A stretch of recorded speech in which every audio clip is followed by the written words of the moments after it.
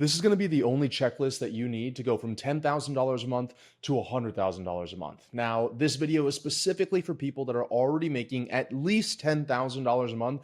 If you are underneath that, then this might be a little bit more advanced for you, and you should just focus on getting your first paying client. But let's say you've had a couple of paying clients at this point, you're making a little bit of money, but you're unable to hit that glorified $100,000 months. How exactly do you get there? Well, first, I want to introduce you into a concept that I created called the critical constraints. And this is how I've generated over $30 million in the past couple of years, as well as the same methodology that we've used to scale over 2,000 businesses in the last couple of years. And the concept is very simple. At any given time inside someone's business, there is one critical constraint that's preventing them from growing. And a lot of mistakes that business owners make is that instead of focusing on the critical constraint, they'll focus on this constraint, or they'll focus on this constraint, or they'll focus on one of a million different problems going on, or they'll solve symptoms instead of the underlying problems. And the issue with this is obvious. If you're not going after the main thing holding your company back, well, then let's say that you solve this one right here. Well, you're still going to be held back by the critical constraint, which is this smaller one right here. So it doesn't really matter what work you're doing there. In short, the order of operations in which you solve the problems in your business has a huge impact on how quickly you're able to scale, and even if you're able to scale at all. And so what I'm going to walk you through here is what we've noticed seems to be the common pattern when trying to scale from $10,000 to $100,000 a month, but you need to know that you might have to put some of these a little bit out of order. So let's get started. The first phase is going to be from roughly $10,000 a month to $20,000 a month. And this is actually what I like to call from freelancer to an offer, okay? Because that's exactly what's happening. If you are at $10,000 a month or somewhere around that, you are typically, it's hard to say that you have an offer, right? It's most likely that you are getting on calls with people here or there, and you're almost doing a la carte. Whatever they ask, whatever they need, you're just trying to get paid and pay your rent, which, by the way, is totally fine. Actually, a good friend of mine, he started his agency a little bit ago, and he joined this agency coaching program, and they said, okay, you need to serve these type of people and have this type of offer and run it for them. And so he went out there and he was just trying to sell this one package to these one types of people. And I think a couple of months went by and he wasn't able to close any of those people. And then finally, when he loosened up his requirements of what he was doing for people, he got his first freelance clients, I think for some kind of website gig. And so he could have skipped all of that time period where he wasn't making any money by being a freelancer in the very beginning. Everybody wants to jump straight to, oh, I run an agency or I have a coaching program and here's my robust offer, instead of let me just freaking get some traction here. Let me just get some volume. Let me just talk to people and exchange my time for money. That's the simplest form of all this. Yet I think a lot of people are almost too proud to say the word freelancer.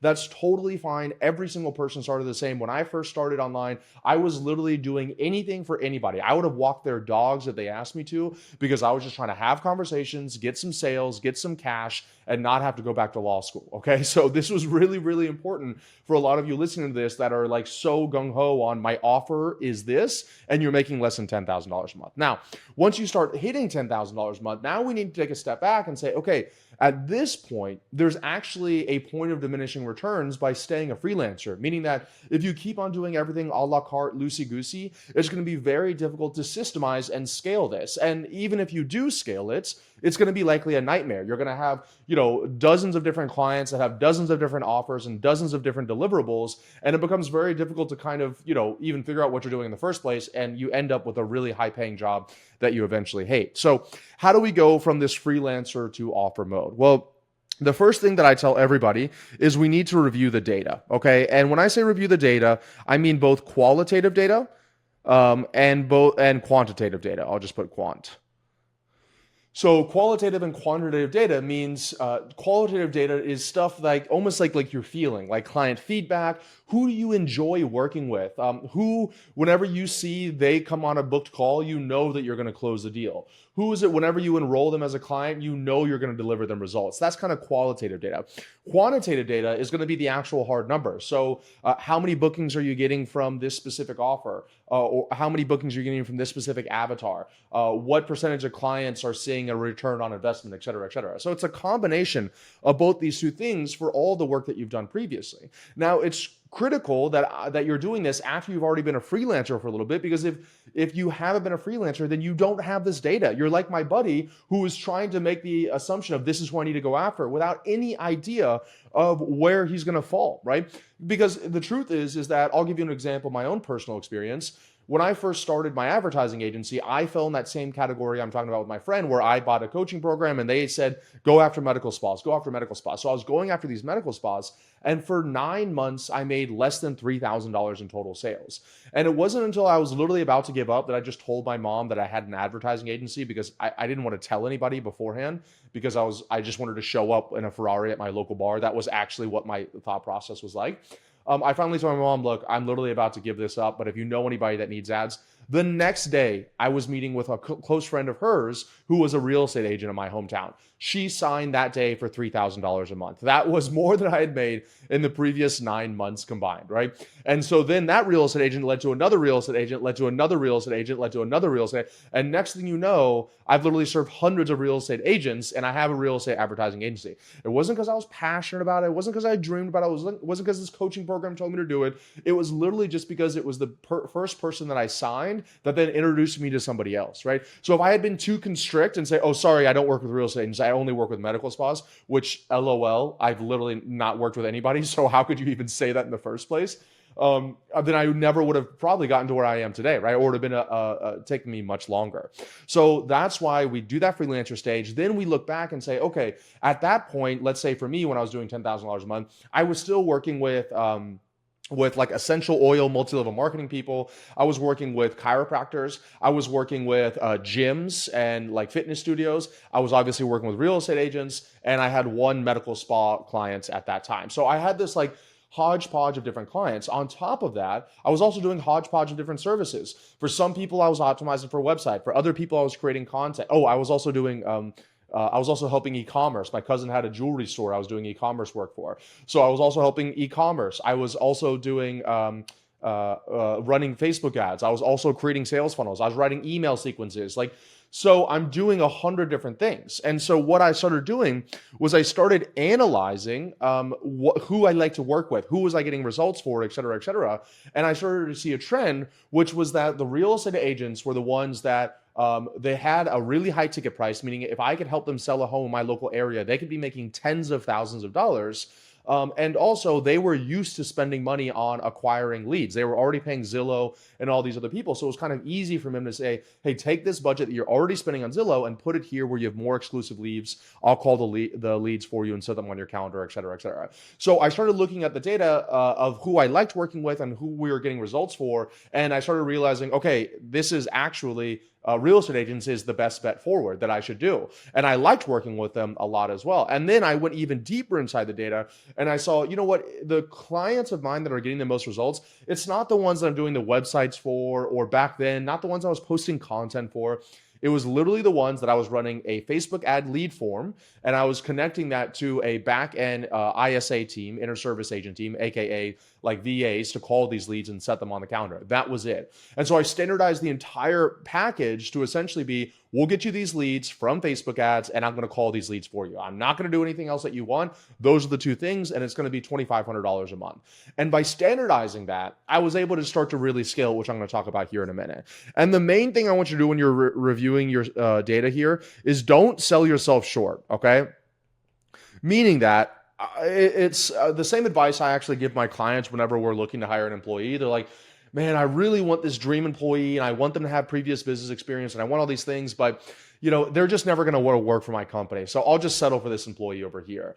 Don't sell yourself short, right? Until you've done 50 interviews with these employees, what happens most of the time is I do 3 interviews. They say, oh, this perfect employee is not out there. Let me just hire one of these 3 people, when really they're just being lazy, right? And so don't sell yourself short, meaning if you know that you really love working with this client, then don't sell yourself short. Say, I only work with these clients. And not only just this client, but in every single market, right? There's like this funnel where the bottom 97% are garbage. They're barely scraping by. They're not making any money. And there's this top 3% here that's making some serious dough. And that's exactly what I was going after, because I could have gone after all the real estate agents. I think the number is like 85% of real estate agents make less than 40 grand a year. So I couldn't charge those people $2,500 a month for a 3-month contract. There's no way they could afford it, right? These were all the rent a real estate agent that just show up whenever they need to. What I wanted was the real professionals. I wanted the creme de la creme. I wanted the real estate agents that were taking this as a serious profession and were selling multi-million-dollar homes. So I decided I wasn't going to sell myself short. So instead of selling $500 a month or $1,000 a month for these small little higher volume people down here, I said, no. Let me put myself as a high-tiered, high-package, ultra-luxury advertising agency only for that top 3%, which, by the way, literally thousands, if not tens of thousands of real estate agents fall in that category, right? And so don't sell yourself short. If you're like, I only want to work with the best of the best, then that's fine. Only work with the best of the best. Don't think, oh, well, there's way more poor people out there, so let me serve poor people, because that's really going to be a recipe for disaster, okay? So once you review your data and you look over qualitative and quantitative data, and you decide who you want to work with, the next thing you need to do is standardize messaging, okay?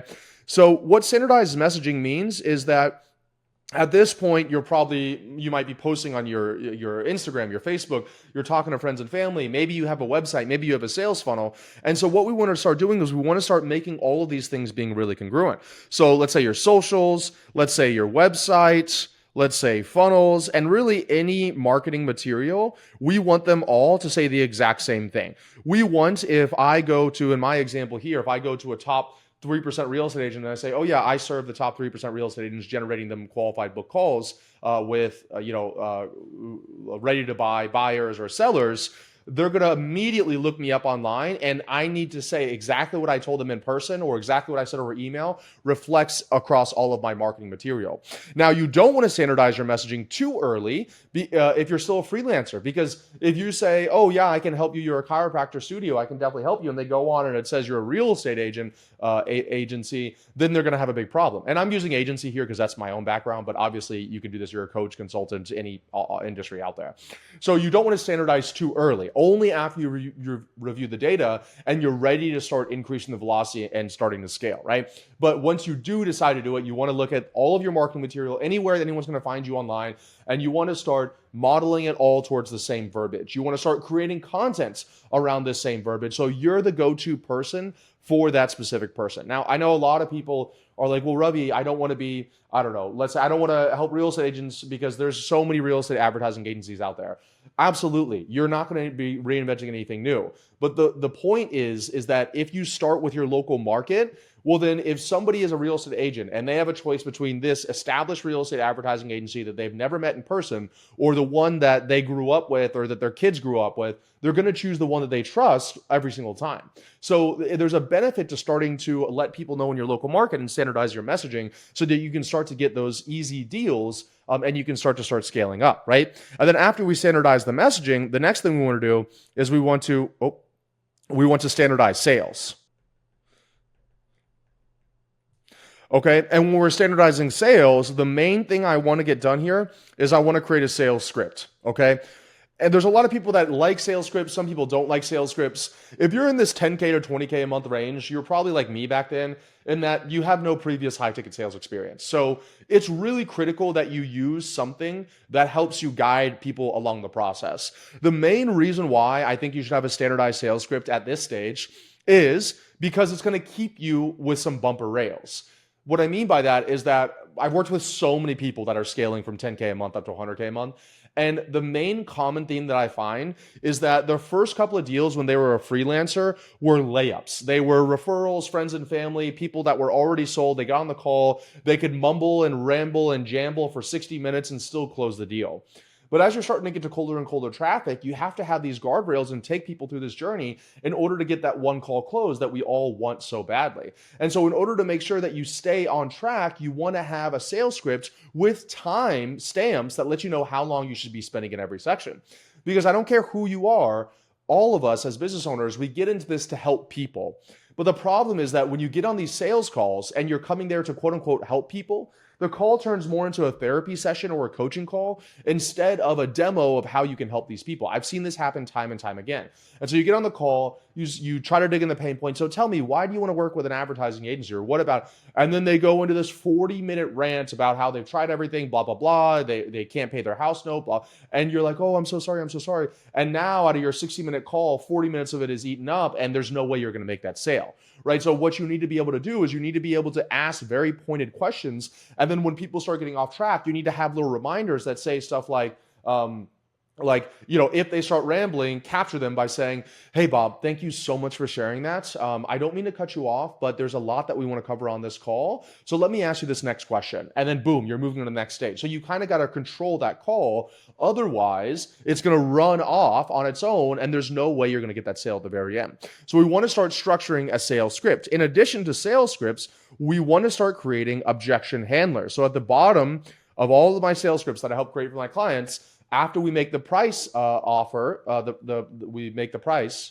drop the price, I'm sorry, then we are having objection handlers. So let's say some of them are going to have objections, some of them are not. And then whenever somebody has an objection, you want to be able to have the response to that objection ready. So, oh, now's not the right time. That's more expensive than I thought. What makes you different from these other people? I think I might just do it on my own. These are all very common objection handlers that you're going to get every single time. So you might as well write them down and be prepared in order to respond to them so that you can actually close these deals, right? And a really great objection handler in a script will then have what we call a final close. So they say, oh, now's not the right time. You'll handle that objection. And then instead of leaving it open into the ether, and they'll go, okay, yeah, that makes sense. You handle the objection, and then you say, so if that makes sense and you feel comfortable, we can get started today. Would you like to pay by wire or by credit card? So that's that final close that you're going to kind of seal the deal with. A lot of times when people don't have sales scripts, they get down to the price point, and if they ever get to the price point, they drop it, and then somebody's like, okay, yeah, that makes sense. And then they're like,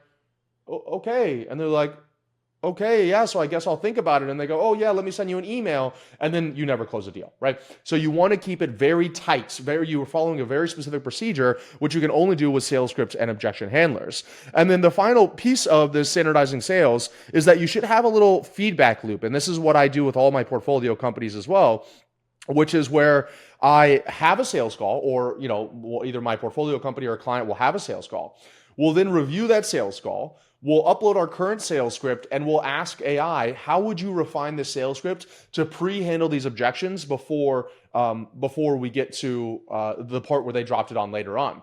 And so literally, if you do that for every single sales call, you will get an absolute perfect sales script. I'm not even kidding you. There's a portfolio company of mine right now. We're scaling incredibly quickly. We'll do from literally 0 to multiple 6 figures in the first 30 days. And one of the things was, whenever we started taking sales calls, I started just refining the sales script. And anytime I heard an objection, I would bake that objection pre-handled into the sales script itself. So for example, I don't want to give too much away of this offer, but let's say, for example, that there's a part, this prospect thinks that they can do this thing on their own. And that's a common objection that we're getting. So then earlier on in the sales script, I might have a certain line where it goes, and it seems to me like right now that you absolutely can't do this on your own. Is that a fair assessment to say? And then if they say, yes, that's a fair assessment to say, not only have I preloaded this in their mind, but then later on, if they drop me that objection, oh, I can do this on my own, I'm going to pull that back up and say, hey, Bob, I really respect that you're saying that, but just remind me, did we not mention earlier that you agreed before I dropped this price point that you can't do this on your own? And maybe this is actually more to do with the finance side of things, which I'm happy to talk to you about, versus the fact that whether you can do this on your own or not, right? And now they're stuck. They have to, either they lie to you or they say, yeah, you're right. And what's happening now with this new script, the last 3 closes that we've had in the last 2 days, not one objection. We haven't had one objection at the end. And this is a a pretty high ticket price that we're selling here, right? And that's the power of doing this feedback loop and standardizing the sales process, because instead of offering everything to everyone, we refine the messaging, we attract the right people, we take that feedback loop through AI and keep on reiterating the sales script over and over again until we get to a point that the content that we're creating matches the video sales letter matches the sales script, and we're just literally guiding this person along the process until they're ready to make the significant wire at the very end. Okay, so now you no longer are a freelancer and you have an offer. At this point, we want to go from essentially 20K a month and we're going to go to 40K a month. And this one you guys are going to like, right? This is one that I call don't be scared, okay? And why I say don't be scared is because most people are always afraid to do this one thing that I'm going to tell you right now. And I'm just going to write it in big letters here, just so everyone's on the same page. Double your prices, okay? Double your prices. This is going to be the absolute fastest way to double your business. Not only double your business, but double your profitability. Now, why am I saying double your prices? Well, remember the critical constraint that I talked about earlier, and that's a lot of times pricing is one of the biggest things that keeps people from growing. They think they need more leads. They think they need more ad spend. They need a higher ROAS, et cetera, et cetera. So they're creating hundreds of ad creatives. They're testing new channels, blah, blah, blah. When in reality, if all they did was increase their price point, that would give them the margin that they need in order to scale. And the reason why I'm adding this in here is because most people that are coming from this freelancer stage and creating an offer, they set their prices way too low. They set rock bottom prices just so they can get deals. And look, there's absolutely nothing wrong with that. There's no reason why you should try to start at the absolute highest price point, because you don't want price point to be the reason why people aren't moving forward, because you don't have any case studies or testimonials and you're just trying to get this thing started. But after a certain period, AKA when you're at $20,000 a month, the offer's proven, it's validated, you should be getting results for your clients. And at this point, we want to double our price points, okay? And there's actually a really specific way that you can do this in a formula that I use with my clients, but just know that whatever you're charging right now, it's probably too little, because you're coming from the freelancer mindset, okay? You're coming from a scarcity mindset, where in all things being equal, if you could just double your prices and maybe you work with 20% less people, you're still gonna come out ahead. You're gonna have less headaches, less client work, and more profits for less work, essentially. So why would you not do that? And it's because most people think that they're gonna drop their close rate, everything is gonna go to crap. And I can tell you that after working with thousands of businesses, hundreds of them, we've helped increase their price point. I'd say less than 10% of the time we ever see any meaningful change in the close rate. Almost every single time, it's totally fine. And just as an example, since I'm using myself as a guinea pig here, I took my offer from $3,000 to $15,000 in less than 12 months, okay? So that is literally a 5 times increase in the price point, because I just kept on closing. I'd be closing at 60% or 70%, and most people would love that. But I was like, wow, if it's literally this easy to close these people here, then I should be able to increase the price point here and still maintain my close rate. So we went from, let's say, 60 to 70% charging $3,000 to now we're at 35% charging $15,000, but I'm obviously making way more profit with less work. So I'm okay with that number change there. Where most people would just love to say, oh, I close every single call I get on. Okay, great. But now you're essentially selling yourself short. So how do we identify what we should increase the price point to, and how do we actually do that? So it's really a 3-step process. The first thing you want to do is you want to figure out your close rates for qualified calls. Now, I say for qualified calls because what a lot of people will do, I'll just put Q calls. What a lot of people will do is they'll say, okay, my close rate right now is 10%. But the problem is that you have no real lead scoring system in place. You're literally getting on a call with anybody, even if they're a homeless person down the street. And so you're judging what your price point should be out of the most unqualified people possible. So instead, we want to say, of the qualified people, of the people that could afford to pay for my services, what is the close rate here? And a lot of times it's probably better than what you think. But we need to isolate that variable, because like anything else, we're not going to just immediately double our price point and say, okay, that's it. We want to run a test and see if it beats out our own price point. So the first thing you do is you identify your close rate on qualified calls. The second thing that you can do is you want to say, okay, you could try to increase your price point by 30%, by 50%, by 80%, but why not just double it? Because in all reality, let's say you charge something for $1,000 right now. Charging $2,000, whoever can afford $1,000, they can afford $2,000. If you're charging $4,000, whoever can afford $4,000, they can afford $8,000. And I know some people are going to say, oh, no, they can't, blah, blah, blah. In all reality, most of the times they can. If they're qualified, if it makes sense, they can find that kind of money. And if you can find anybody in your marketplace that's charging that amount of money, then there's no reason why you can't charge that amount of money as well. So I just say you're straight ahead and double it. Now, when you're doubling it, whenever you're taking the calls, there's really two routes that you can take. You can either do 50-50 or you can do 100%.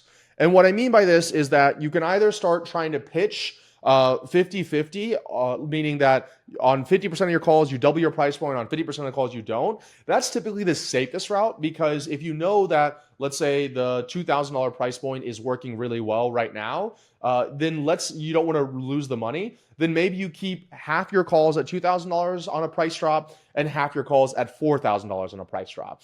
Now, the problem with that is that it gets a little bit confusing at scale. As you're doing follow-up calls, et cetera, you don't know who you pitched $2,000 at, who you pitched $4,000 at, and it can get a little confusing, which is why I'm more of a fan of the 100%. Now, there's a little bit of risk involved in this, meaning that if it totally flops, you could make absolutely no money. But like I said, I very rarely ever see it totally flop. Most of the time, it comes out okay. And so you do 100%. You say, okay, from this day forward, it's going to be $4,000, and I'm not going to offer anybody for $2,000. And what I typically like to see is I like to run this for about 14 taken calls. So that gives me a really, really good kind of test. Not 14 booked calls, but 14 calls where the person was qualified. Remember, they're qualified, and you make the price drop. If you can't get one close out of 14 calls, then maybe the price is too high, right? But if you do get one and it shows some promising signs, then maybe it's something we dive a little bit deeper into. And so let me give you the formula that I use for my clients, or even for my portfolio companies, when I'm trying to scale. And I wrote it down here so I don't forget. So it's C2 equals P1 times C1 divided by P2. So let me explain what these numbers mean. In short, this is a formula that allows you to calculate if this new price point is just as good or even better as your old price point. Because remember, we don't just want to say, oh, my close rate lowered, this is worse. Because if your close rate lowered slightly, but you're doubling the profit per client, you could still come out ahead. So what you need to do before you go into this is you need to remove emotions from it. And you need to pretty much be like, what is the bottom close rate that I can accept that this new price point is worth doing? Because all things being equal, even if you were making the same amount of money per lead or per call in this new close rate, then that's okay if your close rate drops because you're working with less clients. So just for easy numbers here, let's say that your close rate cuts in half, but you're able to maintain the same amount of money that you were making before because you doubled the price point. Well, that's okay, because now you're having to do less work for clients in the back end. So you're making the same amount of money, you're just doing less work. So ultimately your dollar per hour has increased. I hope that makes sense. So don't be so afraid of your close rate dropping. You need to know exactly what the bottom close rate that you're willing to accept in order to keep on running this test. So let me give you these numbers here.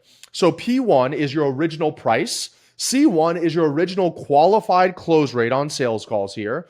And P2 is the new price. So essentially, you multiply your current price times your current close rates, and then you divide that by the new price to figure out what your baseline close rate needs to be in order to essentially have both scenarios be equal. But remember, that's okay because you're doing less work on the back end. So let me kind of drive this home with an illustration here. So let's say that your previous price point was $1,000. And let's say that your previous close rate was, let's say 30%. And let me actually make sure I pull up my calculator here so that I don't mess up these numbers. So $1,000 and 30%. And then we're going to divide this by the new price point, which we want to double our price point. So we'll say is $2,000. Okay. So essentially this number comes out to, if you do the math, 15%. Okay.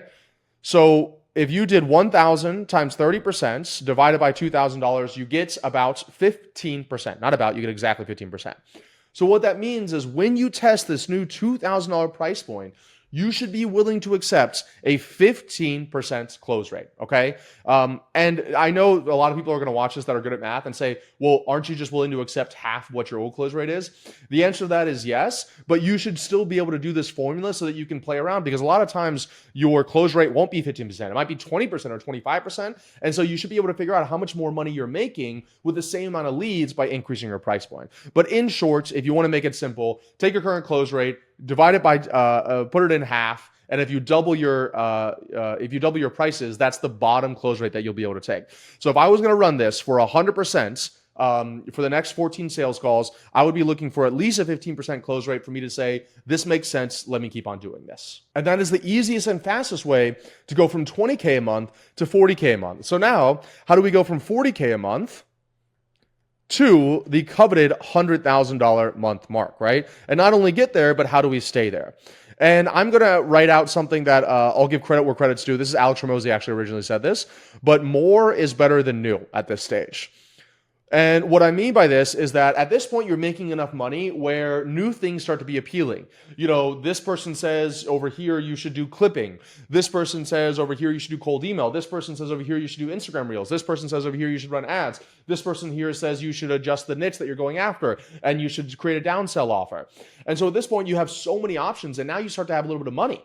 And, you know, money brings money problems. Just because you have more options doesn't mean you should take all of those more options. If anything, you should actually just pretty much dialed in what exactly is working to bring you this $40,000 months and then just do more of it. What is the marketing system that's working? What's the sales system that's working? How do I literally just double, triple, quadruple, or 10x my output on those things right now so I can grow the business? It's not sexy, you know, it's not fun, but it definitely will grow the business. Now, this is all very generalized knowledge. For example, if you were making 40K a month doing something like cold email, something like that, and you were a client or a portfolio company of mine, I actually would be trying to start to transition us into something a little bit more scalable, like paid ads or organic content. So that's why the benefit of working like one-on-one with somebody is going to be able to get a little bit more specific in your nuances. But even then, if your cold email is working, I wouldn't cut off cold email totally. I would try to systemize it or delegate it and then try to test something new, which brings me to the first step here, which is to delegate or systemize marketing, okay?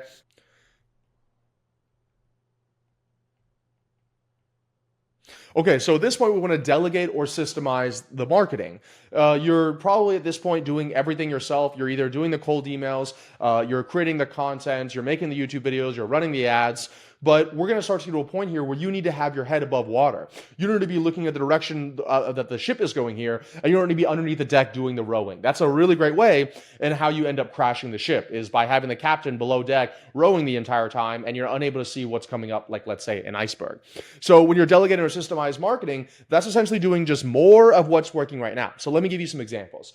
If you're doing cold email yourself, well, you should hire a VA to do the cold email for you. And not only to send the cold emails, but also to respond back, to set them on your calendar. Also, to measure the KPIs and what happens if the cold email starts underperforming. Well, they need to know how do they use AI to then adjust the messaging in order to get the response rate back up to where it was before. If you're creating content, okay, maybe you're creating the content, but maybe you can hire somebody to do the editing for you, the thumbnail creation for you, to post it for you, to come up with content research for you, right? If you're running ads, okay, maybe you can't afford to hire a media buyer, although I think at 40K a month you could, but maybe you could have somebody help you script out new ad creatives for you. Maybe you could have somebody run the ads and you come up with the ad creatives. The point is, in one way or the other, you should be delegating or systemizing yourself from doing everything yourself. What we really want here is for you to be able to not touch marketing at all and for it to grow on its own. Because at this point, you're probably spending 2 hours a day, 3 hours a day on marketing, and you can hire somebody who could spend 8 hours a day on marketing. So not only can they maintain at least what you're doing, but there's a good chance they can even increase the output of what you're doing right now, which is going to get you an even higher return on your time. So, I've worked with so many people and they say, oh, you can't delegate out what I'm doing. Another great example, oh, you can't delegate out trade shows. Absolutely, you can delegate out trade shows. You can hire really great in-person people to go to trade shows and to run the trade show for you, right? Oh, you can't delegate out webinars. Literally, some of the largest companies in the world, like Agora, they have what they call pitchmen, where they literally have people run 10, 12 webinars every single day on an offer's behalf, a different salesperson for every single webinar. So everything that you're telling you, any kind of baloney excuse that you're saying, oh, I can't do it, that is what's going to keep you at 40K a month and unable to scale, right? So you need to be able to delegate out the marketing, even if you're really great at it. The second step here is we want to hire 2 salespeople and setters. Now, when I say salespeople and setters, I'm not saying 2 salespeople and 2 setters. I'm saying you need to hire a end-to-end sales rep, 2 of them. They are doing both their setting and their sales. Because right now you're probably having some inbound leads. You're probably generating book calls. That's how you're at 40K a month.